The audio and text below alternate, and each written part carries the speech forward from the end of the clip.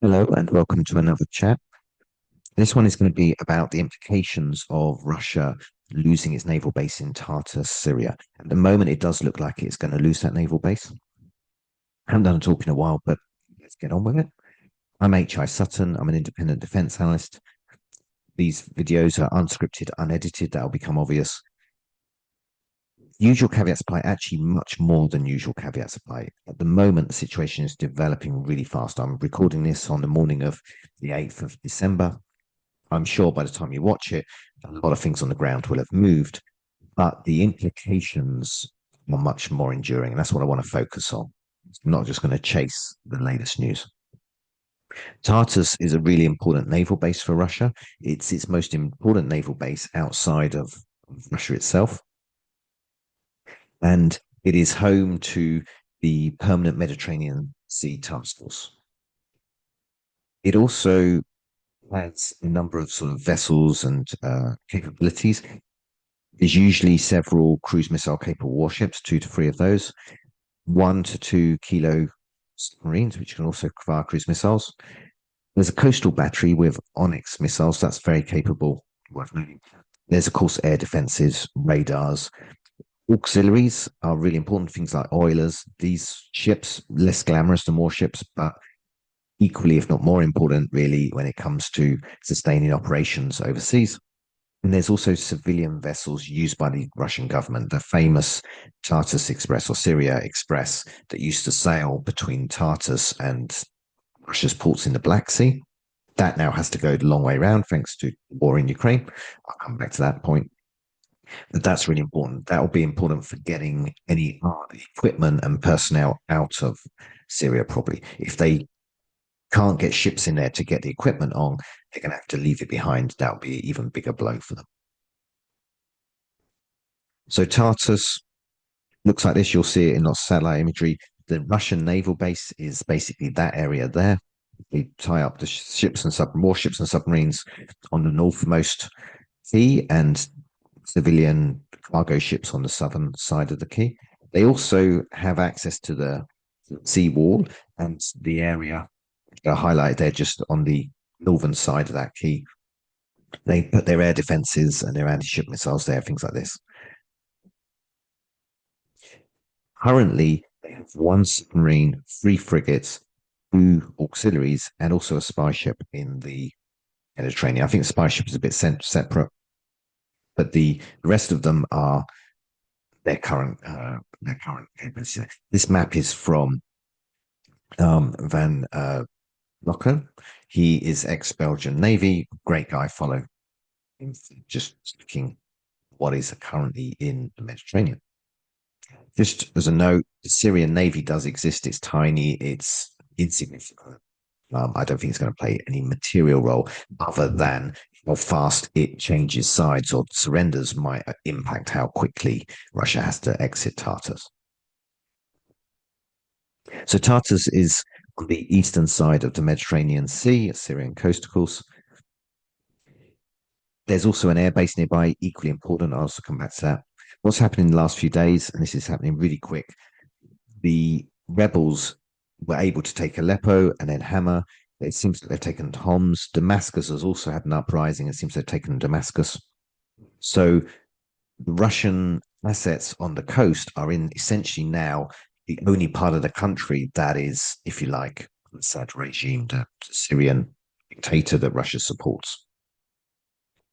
And there's been news mainly from myself that Russia's already had signs of evacuating. I stand by this. This is not in error, but it's not as simple as they all left a couple of days ago on December the 3rd.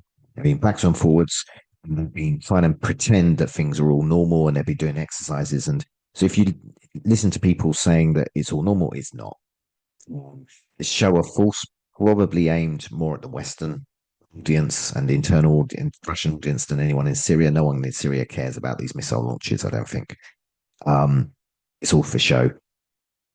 It's not normal. They've been exiting this they've been changing their pattern to reflect the heightened threat and changing situation on the ground.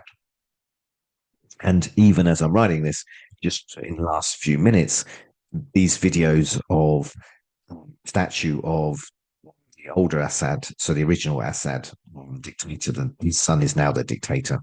Um, from the time you're watching this, the ex-dictator of Syria, even Tartus itself has got the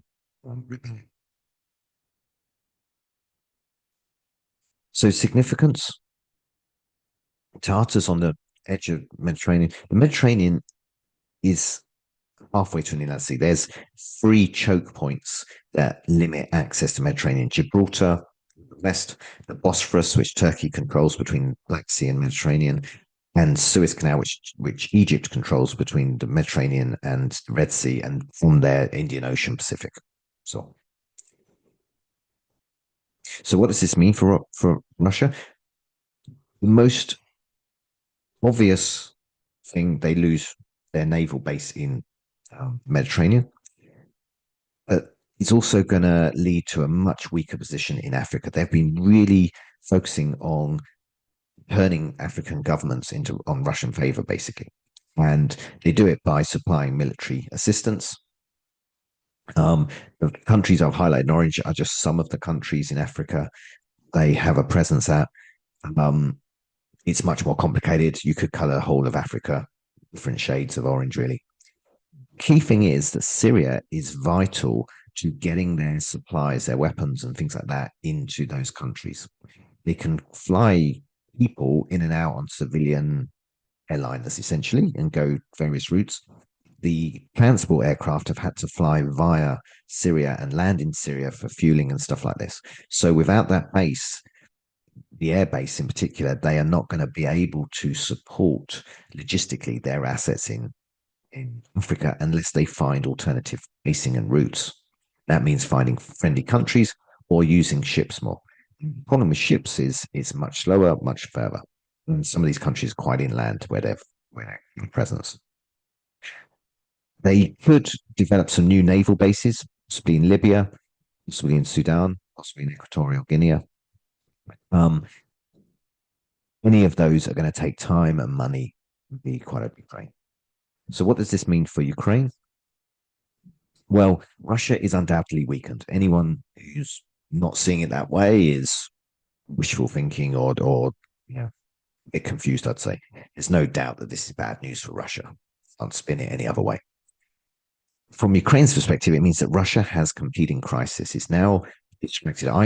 I didn't see this coming in Syria. I don't think anyone did. I'm aware of anyone who conceivably called it. Russia, I think, was equally taken by surprise and is now dealing with a massive geopolitical complication, which is only going to distract from their ability to fight in Ukraine. A lot of people, first of all, is, oh no, if they lose Syria, all those assets can then go to Ukraine. They only had 1,000 people in Syria anyway. And those assets, the warships can't sail back to the Black Sea. The the competing need of supporting Africa is going to be really challenging and draw on their aircraft or whatever. So it is in that sense, I think, from Ukraine's perspective, is also it increases the cost of Russian operations. There's going to be a bit less money going down. They might even, this is you know, several steps in the future, but it might even lead to diminishing influence in Africa where they're making money in gold mines and things like this. It's going to impact their trade with global south. Africa had been wooed by Russia, ancient miracles. A lot of grain and things like that are exported to Syria and to Africa. It's going to increase opportunities for Ukrainian trade and diplomacy. And final point, Ukraine's campaign in the Black Sea, which I've talked about in videos and my website and articles in media, have been hugely successful at stopping the Russian Navy controlling the Black Sea. One of the things that happened, which is very significant but not so widely appreciated, is that Russia stopped its Syrian Express by sending ships with arms to and from Syria via the Black Sea because of the threat of Ukrainian sea drones in the Black Sea. So Ukraine's campaign in the Black Sea has actually exacerbated this problem for Russia.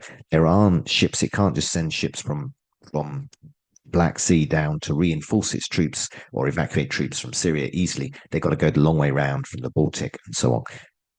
Ukraine has actually helped. Another way Ukraine has possibly helped, of course, is that GUR or Ukrainian forces have been active in Africa. That's sort of an open secret. It's been in the media. There's allegations or claims from the Russian side that they're active in Syria. It seems very possible.